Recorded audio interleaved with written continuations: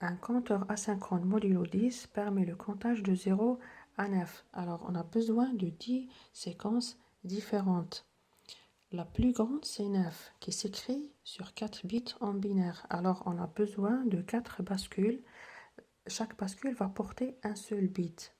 Asynchrone signifie que la première bascule porte le poids le plus faible, elle est reliée à l'horloge. Les autres horloges des autres bascules sont reliées aux sorties précédentes des autres bascules. Dans le 0 à 9, après le 9, il y a la séquence 1, 0, 1, 0, c'est-à-dire 10. On ne doit pas faire apparaître la séquence 10, alors on doit la supprimer. Donc, transformer cette table de vérité en tableau de Carnot pour trouver une fonction qui va permettre de supprimer la séquence 10, 10. Donc, on met ici les sorties des bascules. On a dit que chaque bascule va porter un bit. La première bascule J où il y a le 0, donc elle concerne le poids le plus faible. Donc, on met ici Q0, Q1, Q2, Q3, la partie des milliers, c'est-à-dire la dernière bascule. Alors ici, j'ai transformé la table de vérité en tableau de Carnot. Le 0, il est là, qui va supprimer 10. Les autres séquences jusqu'à 15, on ne sait pas qu'est-ce qu'il y a derrière 10. Donc, on va considérer ça comme des combinaisons interdites. On ne va pas les supprimer car on ne sait pas qu'est-ce qu'il y a après 10. Donc, on a un 0 ici, un seul. Il est à côté de ces combinaisons interdites. Donc, on va les considérer comme des zéros.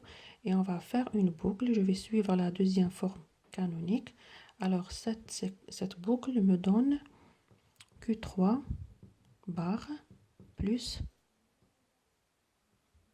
Q1 bar, qui est égal aussi à Q3 multiplié par Q1, le tout bar. Je peux transformer cette équation en cette équation suivant le terme de dualité ou la loi de De Morgan. Alors, je vais ramener Q1 Q3, donc Q3 et Q1, et avec une porte NAND. Et qu'est-ce que je vais faire? Je vais supprimer, je vais forcer les bascules à supprimer cette séquence 10-10. Donc, à travers le bit qui existe là, c'est clear. Clear dans la bascule JK. Donc, clear permet de forcer la bascule à afficher un 0. Il y a un autre bit ici qui est preset, qui signifie mise à 1. Donc, on va le mettre à 1 pour forcer, pour ne pas, c'est-à-dire pour qu'il soit désactivé. Car la majorité des bascules JK, leur clear et preset sont activés à 0. Alors, on met la sortie de cette, c'est-à-dire on doit la mettre à clear pour forcer les bascules à 0, mais preset on doit le mettre à 1 pour qu'il soit désactivé. Si on veut utiliser ce schéma dans un logiciel pour montrer la page, alors il suffit de ajouter un afficheur 7 segments et puis il y a ici les bits qui sont ordonnés du poids faible vers le poids le plus haut.